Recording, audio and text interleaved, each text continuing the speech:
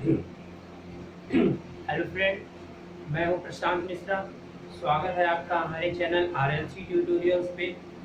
Friend, जैसा कि अभी तक की जो मशीन की लेक्चर्स आपकी कवर हुई हैं, इसमें हमने डीसी जनरेटर को कवर कर लिया है और अब आज से हमको स्टार्ट करना है डीसी मोटर। ठीक है, और डीसी मोटर का जो बेसिक प्रिंसिपल है, ठीक है, फर्स्ट थिंग मैं आपको बताना चाहूँगा कि इसका जो बेसिक प्रिंसिपल ये बहुत पहले ही मैंने कवर कर लिया है। और कंस्ट्रक्शन, ठीक है, जो कंस्ट्रक्शन है, ठीक है, जो कंस्ट्रक्शन है ये भी क्या हो चुका है, कवर हो चुका है। आप पिछली वीडियोस देख लेना। एक्चुअली में मुझे लेक्चर नंबर तो नहीं याद है, बट आप पीछे देख सकते हो कि कौन सा लेक्चर है वो। ठीक है, तो आज गाइस जो बात करनी है हमें, वो करनी है थोड़ा सा बेसिक प्रिंसिपल देखते हैं और उसके बाद से आगे बढ़ते हैं कि इसमें छोटे छोटे पॉइंट्स हैं जो कि हम धीरे धीरे कवर होते चलते हैं। देखिए, अगर सिंपल सा प्रिंसिपल की बात करो आप, तो सिंपल सा अगर कोई भी जनरेटर आपको दिखता है तो आप क्या करते हो, ये आपका क्या है, सपोज दैट पोल हो गया। ये अगर सपोज दैट कुछ इस तरह का पोल, ठीक है, तो इस पर आपकी फील्ड वाइंडिंग होगी। अब यहाँ पर क्या होगा, ये आपका इलेक्ट्रिकल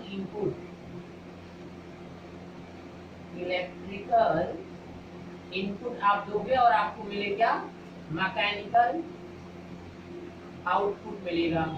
मतलब आप एक इलेक्ट्रिकल पावर दोगे और आपको मैकेनिकल पावर मिलेगा। अब यहाँ से रिलेटेड, अब एक अगर कॉइल की अगर बात करें तो कुछ इस तरह वाला आपका डायग्राम कुछ मिला था, आपको देखा होगा आपने। ठीक है, तो यहाँ पर क्या था कि कम्यूटेटर लगा था। ठीक है, बहुत सारी प्रोसीजर यहाँ पर क्या थी कि आप पहले क्या करिए, स्लिप रिंग कुछ इस तरह से बना था, फिर इसको कट कर दिया था मैंने। ठीक है, मतलब स्लिप रिंग होती है, तो ये हो गया। अब क्या था कि इस पर क्या होती है कि स्लिप रिंग होती है, मतलब यहाँ पर ये कुछ इस तरह से डिवाइड, और ये माइका होता है, ये ए बी कम्यूटेटर सेगमेंट्स होते हैं। और यहाँ पर आपकी क्या लगी होती हैं, ब्रशेस लगी होती हैं। ठीक है, ब्रश होल्डर में।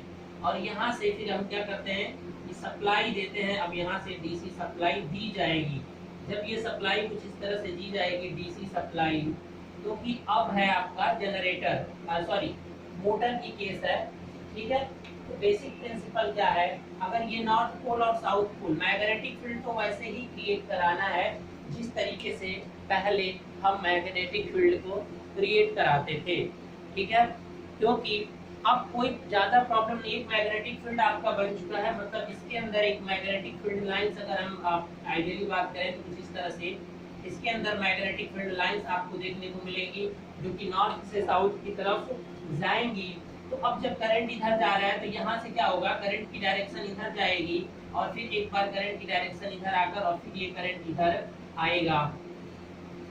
तो यहाँ पर जो बेसिक प्रिंसिपल था एकदम सेम पिछले केस की तरह होगा, यानी यहाँ पर जो फील्ड कुछ इस तरह की बनेगी और यहाँ पर, लेकिन अब जो रिफरेंस यानी टॉर्क जो प्रोड्यूस होगा, टॉर्क की वजह से स्पीड आएगी। मतलब क्या होगा कि एस एंड पर क्या होगा, अब current carrying conductor placed in magnetic field, बता चुका हूं, मैं रिवीजन कर रहा हूं, इसलिए इतना ज्यादा मैं फोकस नहीं करूंगा। जिसको भी देखना है वो प्रिंसिपल वाला लेक्चर जाकर पीछे से आप देख लीजिएगा।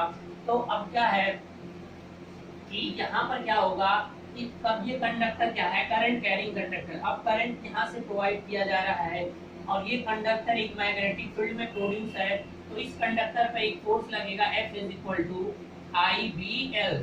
ठीक है, मैक्सिमम फोर्स जो है, एक फोर्स क्या होगा कि अगर इस तरह से कंडक्टर लगे होंगे ना, तो एक अपवर्ड काम करेगा तो एक डाउनवर्ड काम करेगा। आप समझ रहे हैं ना, मतलब इन दोनों कंडक्टर में आप सिंपल से समझिए कि करंट की डायरेक्शन इधर अगर इस तरह से अपवर्ड और डाउनवर्ड देखें तो ठीक है, अदरवाइज जैसे भी आप इसको 3 डायमेंशन में देखने की कोशिश करिएगा, अगर ब्लैकबोर्ड पर देखने की बस कोशिश करोगे तो थोड़ा सा डायरेक्शन में कंफ्यूजन हो सकता है। अदरवाइज इस फोर्स की डायरेक्शन एक और मेथड से फाइंड कर सकते हो आप। फोर्स की direction Fleming left hand rule से फाइंड हो जाएगी और इस फोर्स की डायरेक्शन इस एंड पे जो भी हो, लेट अस एज्यूम जो भी हो, और इधर होगी उसके अपोजिट। तो जब दो अपोजिट टॉर्क यहाँ पर आ जाएंगे तो एक रेफरेंस पॉइंट आ गया, यानी ये जो होगा ये फ्री है घूमने के लिए, ये कम्यूटेटर सेगमेंट। तो अब क्या होगा, ये इस डायरेक्शन में क्या होने लगेगा, घूमने लगेगा, क्योंकि एक टॉर्क प्रोड्यूस होगा और उस टॉर्क की वजह से मतलब दो फोर्स प्रोड्यूस होंगे, एक इस डायरेक्शन में तो एक इस डायरेक्शन में, तो वो उस कॉइल को क्या करने लगेंगे, मूव कराने लगेंगे। और अगर किसी को भी यहाँ समझना है, मैं बता रहा हूँ ना प्रिंसिपल, एक कोई भी एनिमेशन का वीडियो आप देख लेना कहीं से, सिंपली कुछ बहुत सारे यूट्यूब पे पड़े हुए एनिमेशन, तो उसमें एक अपवर्ड एक डाउनवर्ड फोर्स और उसका रोटेशन बहुत अच्छे से दिखाएगा और आपके माइंड में क्लियरली पिक्चर बन जाएगी। बेसिकली मैथमेटिकल चीजें तो मैं यहाँ पे कवर कर ही दे रहा हूँ, एक इस पर भी फोर्स लगेगा, इस पर अपोजिट डायरेक्शन में लगेगा। तो अब ये जो यहाँ डिफरेंस फुल गेम अगर सेम ऐसे रखोगे तो ये इस डायरेक्शन में क्या करेगी, रोटेट करेगी। और रोटेशन क्यों आ रहा है, क्योंकि आपने यहाँ से आपने V और ये जो इधर करंट जा रही है, आपने इनपुट पावर यहाँ पर दी है, ठीक है। तो ये इनपुट पावर की वजह से क्या हुआ, आपका जो आउटपुट पावर मिलेगा, आउटपुट पावर क्या होगा, P = T × ओमेगा, जो टॉर्क प्रोड्यूस होगा और इनटू ओमेगा, ये आपकी आउटपुट पावर मिलेगी in the case of DC motor. तो ये सारी की सारी आपकी चीजें जनरेट हो गई थी। अब देखिए यहाँ पर एक और चीज बताया था मैंने, आप एनर्जी बैलेंस वाला मशीन में देखना कि जब आपका जनरेटर होता है तो वहां पर एक इलेक्ट्रोमैकेनिकल टॉर्क आता है, प्राइम मूवर जब उसे रन कराता है जनरेटर को, that start to rotating from this direction. In previous generator के केस में हमने क्या माना था कि ये अब एंटी क्लॉकवाइज जनरेशन, क्लॉकवाइज में हम मूव करा रहे थे प्राइम मूवर को, तो उसके अगेंस्ट में एक मैकेनिकल टॉर्क प्रोड्यूस हो रहा था जो उसे अपोज कर रहा था। और ये मैंने लीनियर मशीन में एनर्जी बैलेंस वाले में भी आपको बहुत अच्छे से समझाया था कि हमेशा न्यूटन का थर्ड लॉ आता है, every action has a reaction, तभी वो रोटेट करता रहता है, ठीक है। दो फोर्स अपोजिट में एक दूसरे के इक्वल लगते हैं तभी वो एक यूनिफॉर्म वेलोसिटी से जो आपका आर्मेचर होता है वो रोटेट करता रहता है, तो दोनों साथ में आते हैं। वहां पर आपने क्या किया था, प्राइम मूवर को रोटेट करा रहे थे तो उसके अपोजिट में एक इंड्यूस्ड टॉर्क जनरेट हो रहा था। अब यहाँ पर क्या है कि ऑलरेडी एक टॉर्क जनरेट हो रहा है, उससे और एक बैक ईएमएफ मतलब एक इंड्यूस्ड ईएमएफ भी जनरेट होगा। अब ये सब चीजें जिसे समझना है तो लेक्चर नंबर मुझे याद नहीं है, कोशिश करता हूँ कि मैं यहाँ डिस्क्रिप्शन में आपको दे दूंगा, ठीक है, जब वीडियो अगर ये पब्लिक हुई तो, ठीक है। तो और बाकी जो स्टूडेंट्स हैं वो तो आप जानते हैं, एनर्जी बैलेंस वाला देख लेना, लीनियर मोशन में बहुत अच्छे से समझाया है कि ये इंड्यूस्ड ईएमएफ और क्या होता है, इंड्यूस्ड ईएमएफ और प्लस आपका ये फोर्स दोनों में जनरेट होता है, जनरेटर एक्शन हो या तो मोटर एक्शन हो, ठीक है। तो उस वीडियो को थोड़ा सा एक बार फिर से आप सही से देखना तो आपको यहाँ का कॉन्सेप्ट अच्छे से समझ में मिल जाएगा। तो इस तरीके से यहाँ पर ये इनपुट पावर जाएगी और ये पावर आपकी जनरेट होगी। ये पावर के बारे में भी डिस्कस हो चुका है कि मोटर में किस तरह से पावर फ्लो होता है, कौन कौन से लॉसेस होते हैं, कुछ नहीं बताना है, बस थोड़ी थोड़ी चीजें बताना है और आगे बढ़ना है। तो बेसिक प्रिंसिपल समझ में आ गया। When a current carrying conductor placed in a magnetic field, it experience a force, so due to the force it two segments, it will the coil side, first coil side and second coil side, the force are opposite direction, so it will create a torque, and due to this torque rotor start to rotate, okay. And how can you find the speed, that one is the right hand thumb rule, sorry left hand rule, ठीक है। Left hand rule से वहां पर force किस direction में होता है वो निकालकर आप टॉर्क की डायरेक्शन फाइंड कर सकते हैं, ठीक है। आई होप आपको समझ में आ गया होगा। डीसी मोटर इतने पॉपुलर क्यों होते हैं, डीसी मोटर पॉपुलर इसलिए होते हैं कि इनकी जो स्टार्टिंग टॉर्क होती है, स्टार्टिंग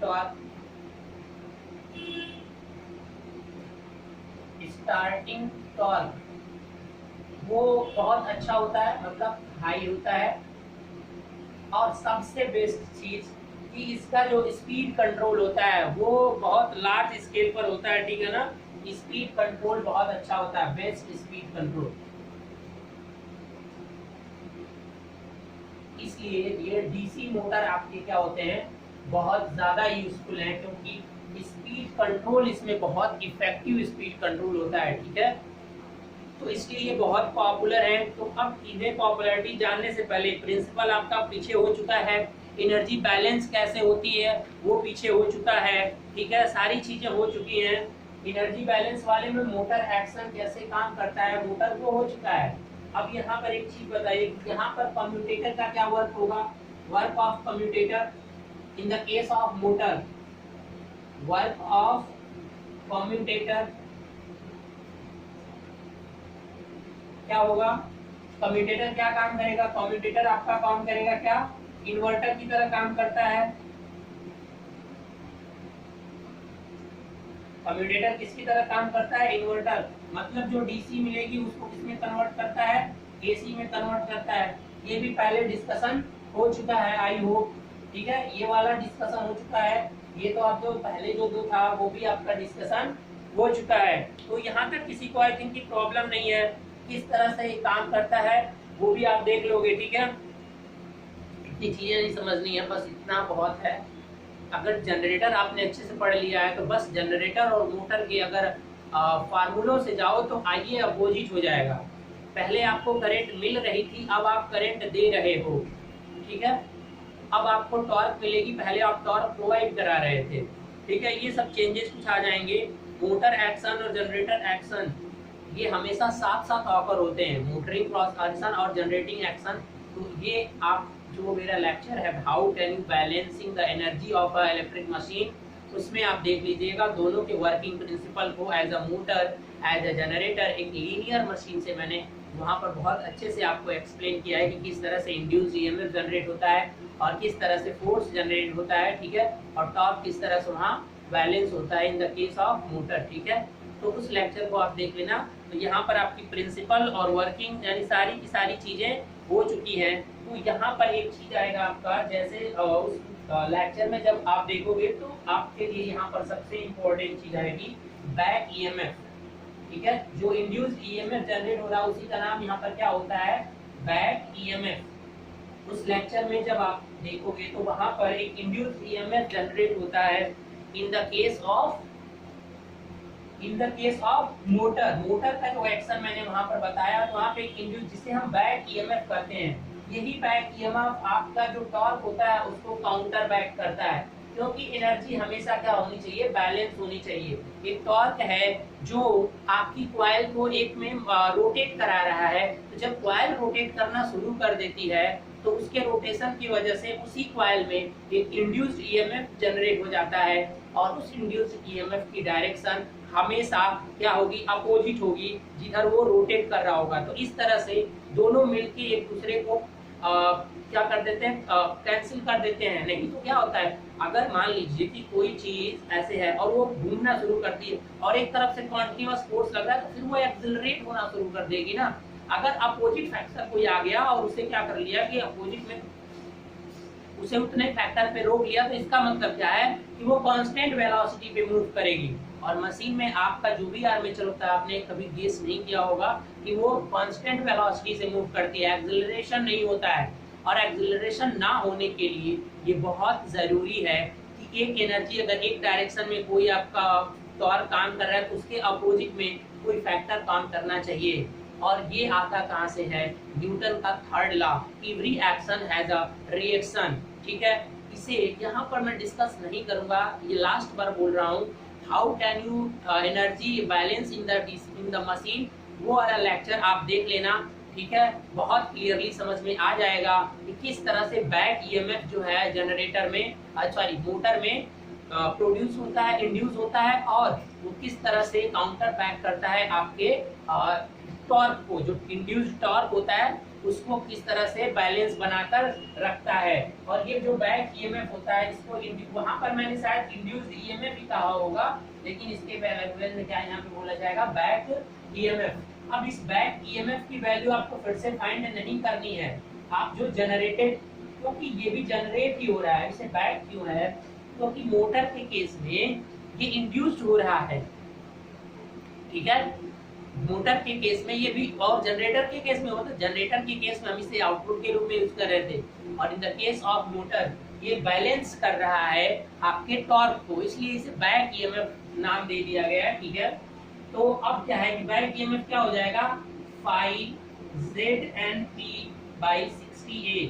ये फार्मूला बहुत अच्छे तरह से आप सभी लोग जानते हैं, तो इसलिए यहाँ पर कोई भी चीज बताने की नहीं है। जनरेटर वाले मैंने कहा था ना, जनरेटर जिस दिन खत्म हो जाएगा, मोटर खत्म होने में बस मोटर के कुछ टॉपिक, स्पीड कंट्रोल, इन सब में टाइम लगेगा। बाकी बस ऐसे ही क्या करना है, आपको बताते चलना है। यानी यहाँ से बैक ईएमएफ भी क्या होता है कि जो बैक ईएमएफ होगा वो प्रोपोर्शनल टू होता है फाई के और किसके, स्पीड के। यानी ओमेगा भी मान लो स्पीड को, ठीक है। एन और ओमेगा में क्या डिफरेंस होता है आपको पता है, सारा का सारा पहले से बता चुका हूँ। तो यानी ईबी ज्यादा होगा जब स्पीड टॉर्क, मतलब स्पीड ज्यादा टॉर्क ज्यादा हो, मतलब स्पीड और टॉर्क का रिलेशन है यहाँ पर, ठीक है। तो स्पीड हाई हुआ तो बैक ईएमएफ भी ज्यादा आपका होगा और ज्यादा वो बैलेंस करने की कोशिश करेगा। तो आई थिंक कि ये सारे के सारे फार्मूले आपको समझ में आ गए होंगे, ठीक है। अब हम बात करते हैं आपका कि किस तरीके से आपका टॉर्क और एक रिलेशन, क्या नाम है, सॉरी, यहाँ पर जो है in the case of motor always जो ईबी होगा वो क्या होगा, हमेशा क्या होता है, ईबी या ईबी जो होगा वो हमेशा V से क्या होगा, लेस होगा, ठीक है। मतलब in the case of motor जब V ग्रेटर देन होगा ईबी से हमेशा, ठीक है ना बेटा। यानी क्योंकि टर्मिनल वोल्टेज जो आप सप्लाई दे रहे हो वो अधिक रहेगा ईबी से, ये आप हमेशा याद रखना। कुछ चीजें हैं जो वहां पर मैंने डिस्कस कर दिया है, तो अब यहाँ पर कोई चीजें डिस्कशन इतनी नहीं करनी है। अब चलिए आगे बढ़ते हैं। सबसे पहले कभी कोई पूछता है कि बैक ईएमएफ का इंपॉर्टेंस क्या है, तो अगर बैक ईएमएफ ना हो तो मोटर का ऑपरेशन नहीं हो पाएगा, क्योंकि ये एक काउंटर पार्ट है जो बैलेंस करता है एक तरफ के रोटेशन को, ठीक है। विदाउट ईएमएफ के जनरेशन के आपकी मोटर एक कांस्टेंट स्पीड पे रन नहीं कर पाएगी। आई होप समझ रहे हैं, क्योंकि it is provide the opposition factor, ठीक है। अपोजिशन फैक्टर नहीं होगा तो फिर रन नहीं हो पाएगा, ठीक है। और दूसरा कि एफिशिएंसी पे भी बहुत अच्छा इफेक्ट प्रोवाइड कराता है, तो उससे हम बाद में देख लेंगे, या तो अभी देख लेते हैं, कोई दिक्कत नहीं है। एफिशिएंसी पे क्या इफेक्ट पड़ता है बैक ईएमएफ का, वो हम देख लेते हैं।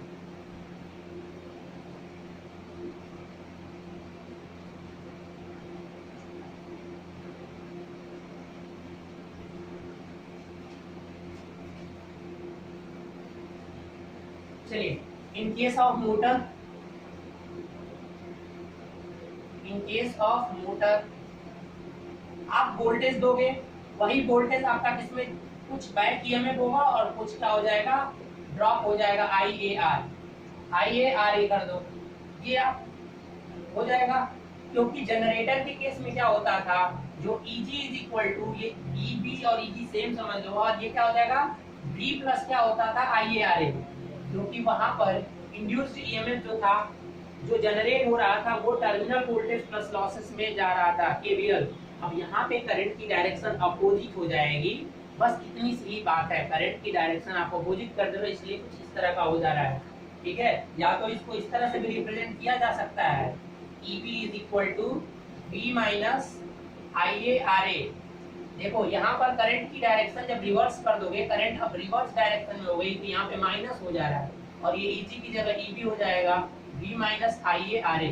बस इतनी सी कहानी है इसमें कि करंट की डायरेक्शन ऑलवेज आपकी क्या हो जाएगी, नेगेटिव हो जाती है, इसलिए यहाँ पर फार्मूले में चेंजेस आएगा। अब इसको छोड़िए, इसे आगे बढ़ाइए, इसमें आप IA से क्या कर दीजिए, मल्टीप्लाई कर दीजिए, बोथ साइड आप क्या करिए, IA से मल्टीप्लाई कर दीजिए, तो क्या हो जाएगा यहाँ पर, यहाँ देखिए V into IA is equal to IA मतलब armature current into EB plus IA का स्क्वायर इंटू RA। अब बताइए ये क्या है आपका, ये आपका इनपुट पावर हो गया, अभी जो डायग्राम पीछे बनाया था ये आपका क्या हो गया, इनपुट पावर। अब ये क्या हो गया, ये आपका I स्क्वायर R, ये हो गया आपका लॉसेस, ये हो गई आपकी लॉसेस, और यही आपकी क्या होती है, output power, output mechanical power, ठीक है। आउटपुट आपकी ये क्या हो गई, पावर इक्विवेलेंट इलेक्ट्रिकल फॉर्म में, ठीक है। तो अब इफिशियंसी क्या होता है, एफिशिएंसी के बारे में जरा बताइए आप। एफिशिएंसी के बारे में डिस्कस हो चुका है। Efficiency is equal to output divided by input. Output power आपकी क्या हो जाएगी, यहाँ से इनपुट और आउटपुट को लिखना है तो आप क्या करिए, यहाँ पर अगर आपको देखना है तो आउटपुट पावर आपकी क्या है, ये है ईबी इंटू आई ए और डिवाइडेड बाय इनपुट। इनपुट को क्या लिख सकते हो आप, इनपुट आपकी क्या है, ये रही आपकी V इंटू आई ऑफ ए। अब देखिए आई ए से आई ए कैंसल, तो जो इफिशियंसी है वो आपका ईबी डिवाइडेड बाय कितनी हो जा रही है, वोल्टेज जो इनपुट दे रहे हो आप। तो यहाँ से बैक ईएमएफ का रोल क्या है कि इफिशियंसी जो है डायरेक्टली प्रोपोर्शनल टू है ईबी के, यानी जितना ज्यादा बैक ईएमएफ क्रिएट होगा आपके मशीन की यानी मोटर की एफिशिएंसी उतनी ही इंक्रीज करती जाएगी। आई होप कि यहाँ से समझ गए होंगे, कोई प्रॉब्लम। अब अगर मैक्सिमम निकालना हो, condition for maximum mechanical develop, mechanical power अगर मैक्सिमम आपको चाहिए तो आप क्या करेंगे, देखिए मैकेनिकल जो आउटपुट यहाँ से मिल रहा है उसके लिए भी एक केस देख लेते हैं, ये भी बहुत बार पूछता है। ये समझ में आ गया आपको?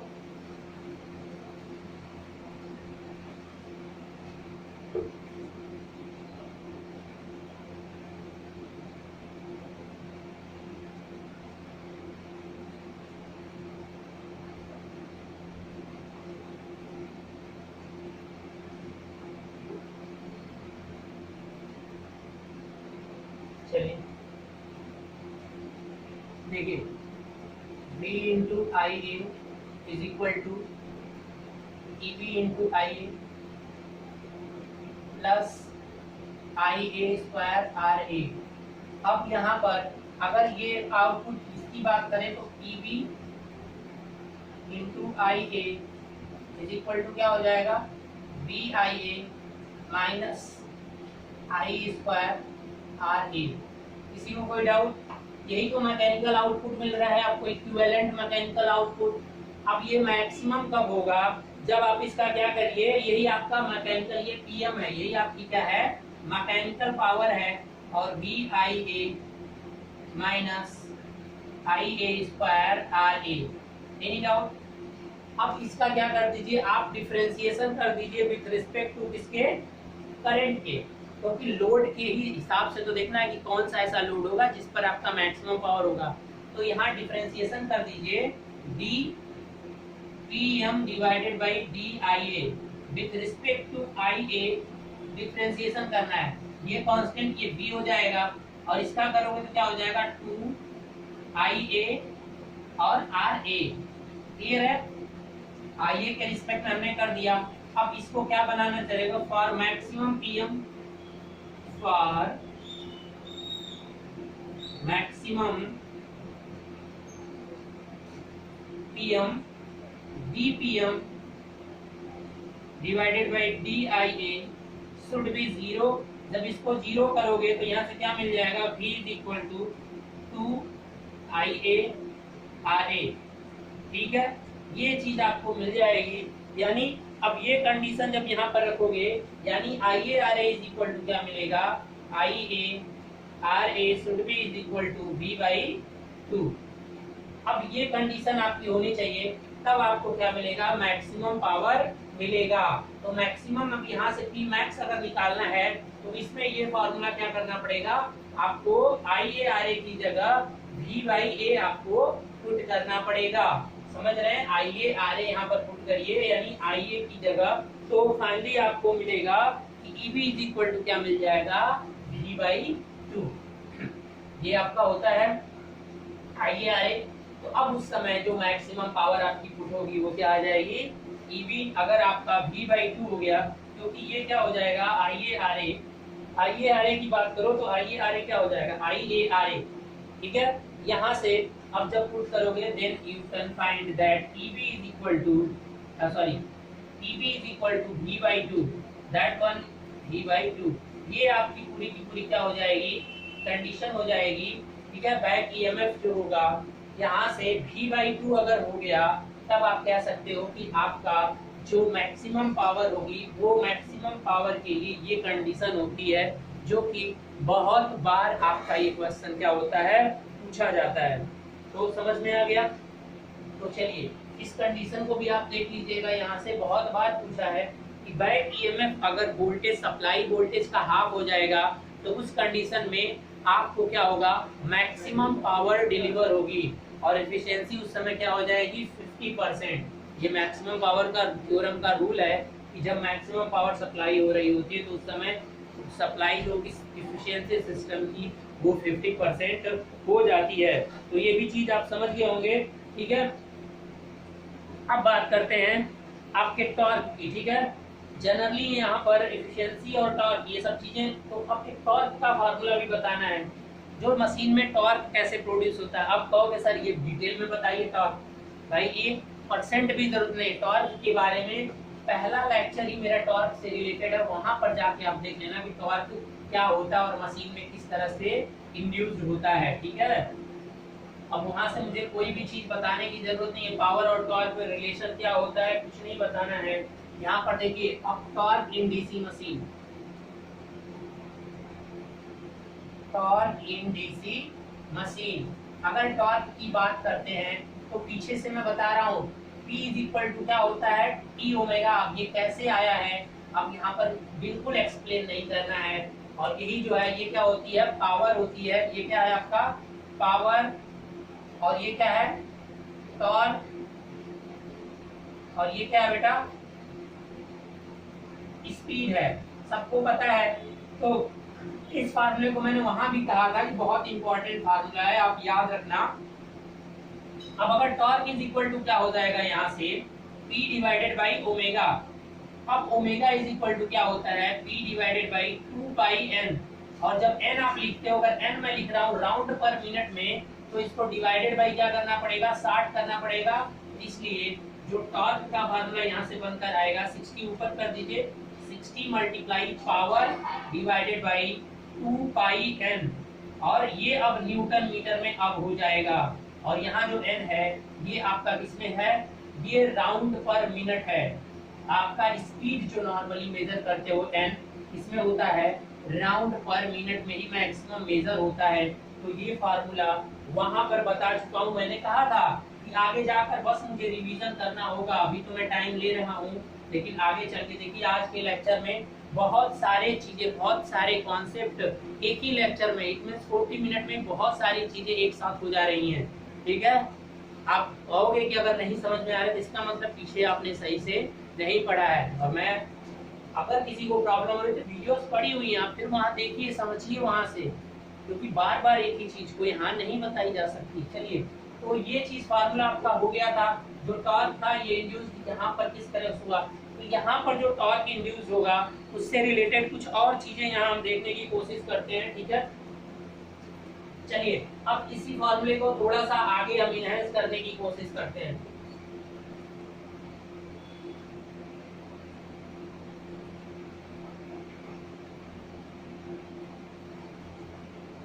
देखिए टॉर्क इज इक्वल टू क्या निकल कर आया आपको 60 multiply power divided by 2 pi n, n जो है राउंड पर मिनट में न्यूटन मीटर। थोड़ा सा और इसे एक्सपेंड करिए 60, और P की जगह क्या लिख सकते हैं, जो मैकेनिकल पावर ये PM ही तो है, EB और इनटू क्या लिखा जा सकता है IA। क्लियर है, EB इंटू IA लिख सकते हो या नहीं लिख सकते हो, तो यहाँ पुट कर दीजिए ना EB और into IA armature current divided by 2 pi n is equal to 60। EB की जगह पूरी वैल्यू आपको पता है कि EB इज इक्वल टू क्या होता है, EB इज इक्वल टू क्या होता है 5ZNP डिवाइडेड बाई 60A। सबको पता है, किसी को ऐसा नहीं है कि नहीं पता है, तो पुट कर दीजिए। अब IA तो IA है और मल्टीप्लाई इसकी जगह पूरा क्या हो जाएगा 5ZNP डिवाइडेड बाई 60A और डिवाइडेड बाई फिर 2 पाई n, ठीक है। अब देखिए क्या किससे कैंसिल होगा, 60 से 60 कैंसिल हो रहा है, यहाँ से आई तो नहीं कुछ कैंसिल हो रहा है, n से n कैंसिल हो गया। अब यहाँ जो टॉर्क है वो इज इक्वल टू आपका फार्मूला बना IA 5ZP divided by two pi और ये ए नीचे बचा ए। अब इस फार्मूले को जरा ध्यान से देखिएगा। From here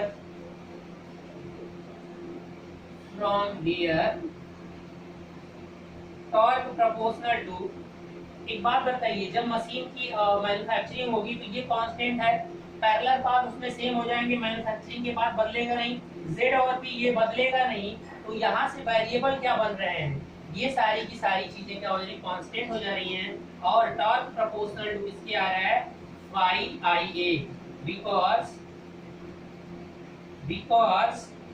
Z P A and 2 pi ये क्या है, कांस्टेंट है। एक बार जब मशीन मैन्युफैक्चरिंग हो गई तो ये सारे मैन्युफैक्चरिंग से रिलेटेड पैरामीटर्स हैं। नंबर ऑफ कंडक्टर्स वो ऑपरेशन में तो बदलता नहीं है, पैरेलल पाथ ऑपरेशन के टाइम तो बदलता नहीं है। एक बार जब मशीन मैन्युफैक्चरिंग हो गई तो फिर ये सारे पैरामीटर्स आपके क्या हो जाते हैं, कांस्टेंट हो जाते हैं। तो इसलिए अब यहाँ से कंक्लूजन ये निकल कर आया कि टॉर्क आपका डायरेक्टली प्रोपोर्शनल टू होता है फाई के और डायरेक्टली प्रोपोर्शनल टू होता है करंट के। मतलब फ्लक्स और करंट दोनों में से अगर कोई भी इंक्रीज करेगा तो टॉर्क की वैल्यू आपकी क्या होती जाएगी, इंक्रीज होती जाएगी। तो यहाँ से ये भी चीज लिखी जा सकती है कि T2 torque T2 by T1 is equal to phi2 by phi1 multiply I2 by I1। अगर ये नहीं लिख रहा हूँ तो उससे कोई फर्क नहीं है, आर्मेचर करंट ही है, ठीक है। या अगर आपको नहीं समझ में आ रहा तो यहाँ IA1 कर दीजिए, सॉरी IA2 और यहाँ पर IA1, क्लियर है। तो इस तरह से आप लिख सकते हो यहाँ पर टॉर्क से रिलेटेड फॉर्मूला, ठीक है। अब अगर टॉर्क और स्पीड में रिलेशन चाहिए होता तो यहाँ से आप निकाल लोगे। टॉर्क और स्पीड का रिलेशन अगर आपको चाहिए तो यहाँ से देखिए T प्रोपोर्शनल टू किसके होता है, पावर के, मतलब T प्रोपोर्शनल टू EB आइए इस तरह से भी लिख सकते हो कभी जरूरत पड़ी तो। और यहाँ से जो टॉर्क प्रोपोर्शनल टू है 1/n के अगर कांस्टेंट पावर है, अगर T क्या हो जाए, कांस्टेंट हो जाए, तो उस समय ये बहुत लोग गलती यहाँ पर करते हैं। ये चीज मैंने पीछे भी समझाया था कि आपका टॉर्क और स्पीड में इनवर्सली रिलेशन तभी होता है जब पावर आपकी क्या हो जाए, कांस्टेंट हो जाए। यानी कांस्टेंट पावर पर जब मशीन ऑपरेट करती है तो उस समय स्पीड और टॉर्क एक दूसरे के क्या होते हैं, आपका इनवर्सली रिलेशन होता है। अगर एक बढ़ेगा तो दूसरा क्या होगा, घटेगा। मतलब टॉर्क को बढ़ाओगे, टॉर्क बढ़ाने का मतलब क्या होगा, स्पीड आपकी घटेगी। टॉर्क बढ़ाने का मतलब क्या हुआ कि आप लोड बढ़ा रहे हो, लोड पे कोई और मान लो एक पहले कोई मशीन थी उसको लगा रहे थे एक ही पुल्ली से, फिर उस पे लोड बढ़ा रहे हो, मतलब टॉर्क आपकी क्या हो जाएगी, बढ़ रही है। आप टॉर्क बढ़ा रहे हो तो टॉर्क बढ़ाओगे तो स्पीड हमेशा क्या हो जाएगी, कम हो जाएगी, ठीक है। क्योंकि आपके ऊपर अगर अधिक लोड दिया जाएगा तो आपकी स्पीड कम होगी। तो सेम यहाँ से जो होता है, टॉर्क बढ़ाने का मतलब ये होता है। टॉर्क बढ़ाने का मतलब मोटर के केस में लोड बढ़ रहा है, मतलब अब वो अपोजिट में बढ़ता है। समझ में आया। यहाँ पर कुछ लोग कंफ्यूज हो जाते हैं, शायद ये मैं पिछले लेक्चर में भी एक्सप्लेन किया था, तो ये भी आप बहुत अच्छे से याद रखना। ये सारे के सारे छोटे छोटे जो कॉन्फ्यूजन हैं ये बहुत बार हमें हेल्प करेंगे हमें कैरेक्टरिस्टिक्स ड्रॉ करने में। अभी कैरेक्टरिस्टिक्स ड्रॉ होगा जब मोटर का। क्लियर है यहाँ तक? बताइए यहाँ तक किसी को कोई डाउट तो नहीं है?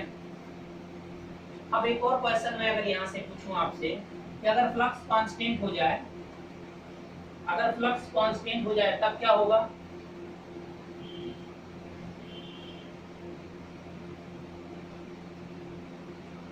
देखो न्यूमेरिकल जो यहाँ सॉल्व करना है उसके लिए बस इंपॉर्टेंट सारी चीजें मैं एक जगह लिख रहा हूँ, अब ध्यान से देखना। पहले तो जो मैकेनिकल पावर इक्विवेलेंट आएगा वो आएगा EB into IA, where EB is equal to क्या आ जाएगा, 5 ZNP divided by 60A, ठीक है। और दूसरी चीज जो यहाँ पर निकल कर आएगी वो आएगी टॉर्क। टॉर्क प्रोपोर्शनल टू किसके होता है, तो प्रोपोर्शनल टू होता है फाई और यहाँ पर IA के। यहाँ से एक और चीज मैं पूछना चाहता हूँ कि अगर फाई क्या हो जाए, कांस्टेंट हो जाए, अभी शंट मोटर आएगा वहां पर हम देखेंगे कांस्टेंट अगर हो गया तो उस समय जो T2 by T1 हो जाएगा वो इज इक्वल टू केवल किसके हो जाएगा, IA2 divided by IA1। Armature current के ये वैल्यू आपकी वहां पर देखने को मिलेगी। और ये कब होगा, ये शंट मोटर में दिखेगा। ये आपका कहाँ दिखेगा, शंट मोटर में सेम यही कंडीशन, क्योंकि शंट मोटर में फ्लक्स आपका क्या रहेगा, कांस्टेंट रहेगा। अभी डिवाइड करेंगे हम, ये भी शंट मोटर, सीरीज मोटर, सब में डिवाइड किस तरीके से होता है। तो आई होप कि आप सारी चीजें क्या समझ गए होंगे। अब अगर और सीरीज अगर आ गया तो सीरीज में क्या होगा, शंट मोटर की बात हो गई, सीरीज मोटर में आपका क्या हो जाएगा, सीरीज मोटर की अगर बात करो तो वहां जो फ्लक्स होता है वो प्रोपोर्शनल होता है आई के। तो अगर इसमें आप पुट कर दोगे तो उस समय जो T2/T1 आएगा वो इज इक्वल टू क्या हो जाएगा, 5 प्रोपोर्शनल टू आई ए, तो सीधे IA2 डिवाइडेड बाई IA1 और इसका क्या हो जाएगा, स्क्वायर हो जाएगा। तो ये सीरीज मोटर, अभी सबको अलग अलग से भी देखना होगा, फिर एक बार डिस्कशन होगा और इन्हीं सब फार्मूलों से बहुत चीजें सामने आती हैं निकलकर। तो ये सब चीजें आपको बिल्कुल भी भूलना नहीं है। अब स्पीड किस पे डिपेंड कर रही है जरा वो भी देख लीजिए। आपको मैंने बताया था कि ईबी प्रोपोर्शनल टू क्या होता है, स्पीड की बात कर लेते हैं।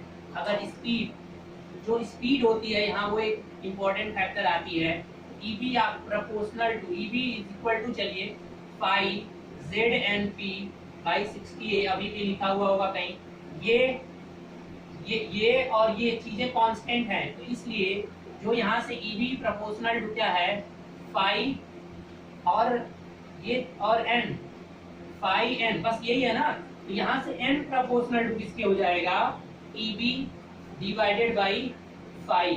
तो यहाँ से एक चीज और आपको सामने निकलकर बहुत इंपॉर्टेंट फार्मूला आ गया, वो ये आ गया कि n जो है वो स्पीड जो होती है वो ईबी के डायरेक्टली प्रोपोर्शनल टू होती है, और स्पीड जो होती है फ्लक्स के क्या होती है, इनवर्सली। मतलब क्या है कि अगर आप कभी भी इसको इंक्रीज करोगे फ्लक्स को, तो स्पीड क्या होगी, डिक्रीज होगी, और अगर ये इंक्रीज होगा तो ये भी क्या होगा, इंक्रीज होगा। इस तरह का रिलेशन है, ये हम अभी देखेंगे जब स्पीड कंट्रोल करेंगे तब। अगर हमें स्पीड घटाना होगा तो हमें किसी तरह से फ्लक्स को क्या करना पड़ेगा, इंक्रीज करना पड़ेगा। इन सब की जरूरत पड़ेगी, और ये सारी की सारी चीजें एक ही फॉर्मूला है जो बार बार इधर उधर होके ट्रांसपोजिंग हो रहा है। तो आई होप यहाँ तक आपको समझ में आ चुका होगा। अब अगर यहाँ से फ्लक्स को कांस्टेंट कर दोगे, अगर यहाँ से फ्लक्स कांस्टेंट हो जाए, अगर फाई क्या हो जाए, phi is equal to constant हो जाए, तब क्या हो जाएगा बताइए, यहाँ से फिर चीजें क्या हो जाएंगी। ये कोई फार्मूले नहीं है, आपको बस समझ लो, जबरदस्ती है। कांस्टेंट क्या हो जाएगा, N2/N1 क्या हो जाएगा, EB2/EB1। और अगर कांस्टेंट नहीं होता तब क्या होता, N2/N1 is equal to EB2/EB1 multiply, ये नीचे है ना इनवर्सली, तो इसलिए ये क्या हो जाता, phi1/phi2। ठीक है, जब कांस्टेंट है तब तो ये होगा, नहीं है तो ये हो जाएगा डायरेक्ट यहाँ पर। तो इस तरह से जब प्रोपोर्शनल करके कोई चीज लिखी जाती है तो उसको इस तरह से लिखने का तरीका, ये आपको बिल्कुल बताने की जरूरत नहीं होनी चाहिए। ठीक है, आप ये चीजें अपने मन से कर लोगे। ठीक है, अब आर्मेचर रिएक्शन की बात करनी है, तो चलिए आर्मेचर रिएक्शन की बात करने से पहले, ये ज्यादा आर्मेचर रिएक्शन के बारे में अब नहीं बताना है मोटर में, बस डायरेक्शन चेंज हो रहा है, यहाँ पर डायरेक्शन ये हो रही है, तो बस जो आपका प्रोसेस हो रहा था सब कुछ वैसे ही होगा। बस क्या है कि अब जो MNA शिफ्ट हो रहा वो इधर शिफ्ट होगा। चलिए इसे हम अगले लेक्चर में डिस्कस करेंगे, पहले हम क्लासिफिकेशन देख लेते हैं मोटर्स के। ठीक है, क्योंकि अभी ये 10 मिनट बाद वैसे ही आपकी वीडियो हो सके तो बंद हो जाएगी, मैंने देखा। चलिए तो अभी हम क्लासिफिकेशन देख लेते हैं।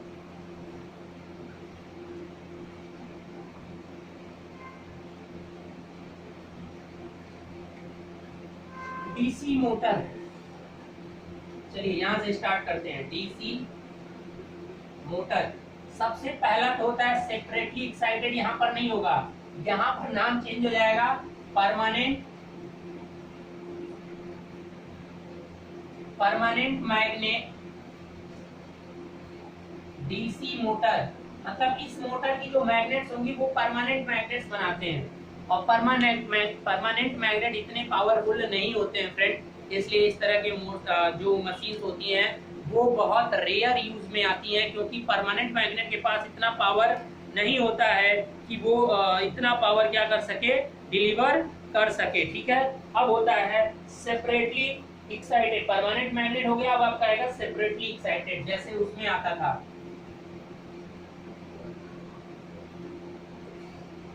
Separately excited DC motor. ठीक है, अब ये फिर आपके तीन तरीके से डिवाइड हो जाते हैं। पहला क्या हो जाएगा, शंट मोटर। दूसरा क्या हो जाएगा,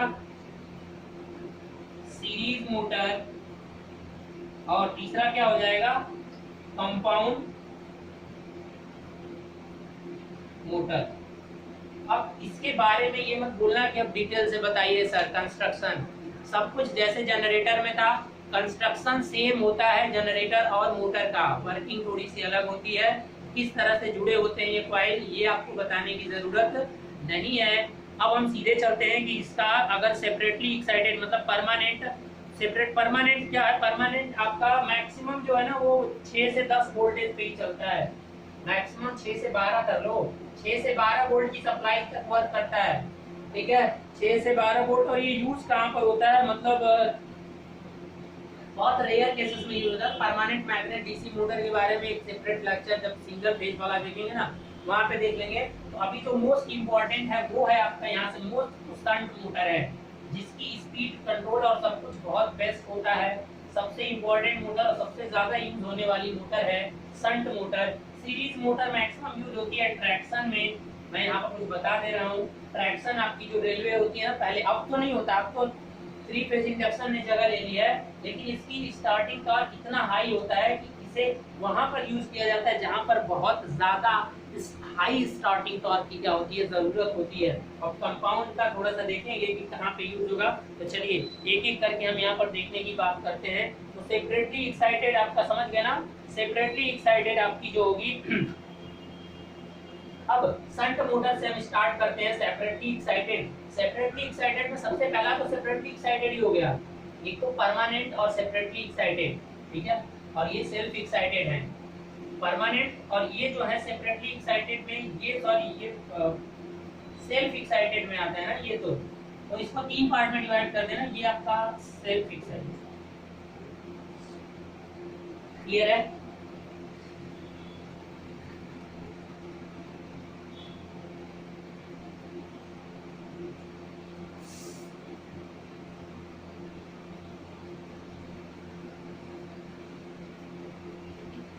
ये इसे जैसे ठीक। और यहाँ पे कंफ्यूजन थोड़ा सा था, अच्छा ठीक है मैं देख लेता हूँ। ये सेल्फ एक्साइटेड का मतलब डॉल्बी एक्साइटेड, डबल मतलब ये डबल एक्साइटेड होती है। सेल्फ का मतलब क्या है, यहाँ पे डबल एक्साइटेशन हो जाएगा ना, क्योंकि आप करंट दे रहे हो। चलो अभी बनाते हैं तो समझ में आ जाएगा। शंट मोटर की चीजें देखते हैं।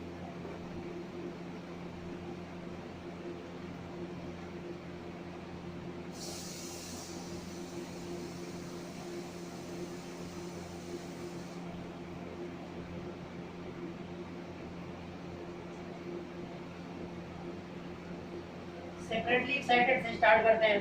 सेपरेटली एक्साइटेड क्या है कि आपकी जो ये कॉइल होगी, फील्ड कॉइल, ये कहीं अदर सोर्स से क्या होती है, कनेक्ट होगी। और यहाँ पर जो आपका मोटर होगा ये क्या होगा, इस पर सॉरी ये आर्मेचर मान लीजिए। यहाँ पर फिर अलग से भी आप क्या कर देते हो, वोल्टेज देते हो। तो अब देखिए करंट की डायरेक्शन इधर हो गई। अब इसमें आइए आप दे रहे हो, यहाँ से ये वोल्टेज टर्मिनल आप दे रहे हो, तो जब दोगे तो इसमें क्या हो जाएगा, एक ईबी जनरेट होगा। अब ये जनरेट होगा, ठीक है, और जो बैलेंस करेगा। और इधर से कोई आप लोड लगाए रहोगे इस पर, ठीक है ना, कोई सॉफ्ट पे क्या किया जाता है, लोड कनेक्ट किया जाएगा। और यहाँ से ये वेरिएबल यहाँ से बना सकते हो, यहाँ से आई एफ आएगा। तो इस तरह का जो होगा ये आपका सेपरेटली एक्साइटेड क्या है, मोटर है। ये है सेपरेटली एक्साइटेड मोटर। ठीक है, इसमें फ्लक्स क्या रहती है, कांस्टेंट है। आप इधर से वैरी कर सकते हो अलग से कोई वोल्टेज सोर्स लगाकर। अब इसमें सेल्फ एक्साइटेशन का नहीं आएगा, डबल एक्साइटेशन आएगा, डॉल्बी एक्साइटेशन बोलेंगे। तो डॉल्बी एक्साइटेशन में आपका सबसे पहला आएगा सिंपल सा। अब यहाँ पे इक्वेशन तो नहीं बताना था ना बेटा, कहोगे सर वो भी बता दो, चलो सॉरी भूल गया था। सेपरेटली एक्साइटेड है तो यहाँ से भी दोगे, करंट की डायरेक्शन बस चेंज हो गई। जनरेटर में जो था यहाँ पर ईबी हो गया, अब ये क्या हो जाएगा, V इज इक्वल टू, इसका रेजिस्टेंस तो कुछ होता ही है, IA RA और प्लस क्या हो जाएगा EB। ठीक है, KVL लगा देना है। ये आपका हो गया सेपरेटली एक्साइटेड डीसी मोटर्स। ठीक है, अब आगे चलते हैं, आपका डबल एक्साइटेड में बात करते हैं। तो सबसे पहला आपका आएगा शंट। सबसे पहले आपका आएगा शंट। चलिए इसका वीडियो हो सके तो पॉज हो जाए, बस शंट देख लीजिए आप। शंट एक्साइटेड डीसी या शंट डीसी मोटर, सीधे आप इतना भी आप बोल सकते हैं, ठीक है। इसमें क्या होगा, आपकी ये आर्मेचर कॉइल्स, आर्मेचर हो गया, यहाँ से आप क्या करोगे, सप्लाई दोगे, करंट इधर आएगी, आर्मेचर करंट, यानी अब यहाँ से लोड करंट, मतलब यहाँ से लाइन करंट, अब ये लोड नहीं, लाइन करंट यहाँ से आएगी। और ये शंट में आपका क्या होगा, कॉइल लगी होगी, फील्ड कॉइल, जिसे शंट कॉइल नाम दे दीजिए। यहाँ जो करंट जाएगी अब वो शंट, और इधर जो करंट आएगी अब ये आईए आएगी, यानी ये लोड करंट नहीं है, ये लाइन करंट है। आई एल यहाँ पर जो भी मैं लिख रहा हूँ ये क्या है, लाइन करंट। तो सेम पिछले जैसा है, बस करंट की डायरेक्शन बदल गई। जनरेटर में क्या था, यहाँ से करंट निकल रहा था, दोनों तरफ जा रहा था। अब यहाँ पर क्या है कि जनरेट होगा आपका ईवी, बैक ईएमएफ जनरेट होगा, ठीक है। डायरेक्शन एज प्रीवियस की तरह रहेगा। तो सिंपल सा केबल लगाना है, यहाँ पर क्या कर दोगे, सिंपल कि जो आई एल लाइन करंट होगा वो I S H plus I ए होगा, और जो V इज इक्वल टू जाएगा ये यहाँ से, तो क्या इसका कुछ रेजिस्टेंस भी है आर्मेचर का, तो वहाँ पे ड्रॉप होगा, आई ए आर ए ड्रॉप होगा, और प्लस जो बाकी बचेगा वो बैक ईएमएफ के रूप में आपको मिल जाएगा। तो इस तरह से आप यहाँ पर केवीएल और केसीएल का फार्मूला लिखकर जो क्वेश्चंस अगर आ रहे हैं तो ये सेम आप जनरेटर की तरह समझिएगा, बस करंट की डायरेक्शन चेंज हो गई है। और जो ईजी की जगह काम करते थे वहां पर ईबी आ जाएगा, सेम चीज वही है, लेकिन मैकेनिज्म थोड़ी सी बदल जाती है। चलिए अभी वीडियो नहीं चलेगा, ओके गाइस, इसमें यही तक करते हैं, ठीक है। अब अगली वीडियो में जो भी चीजें बची हुई है वो हम अगली वीडियो में उसका क्या कर लेंगे, डिस्कशन कर लेंगे। Okay guys, thank you.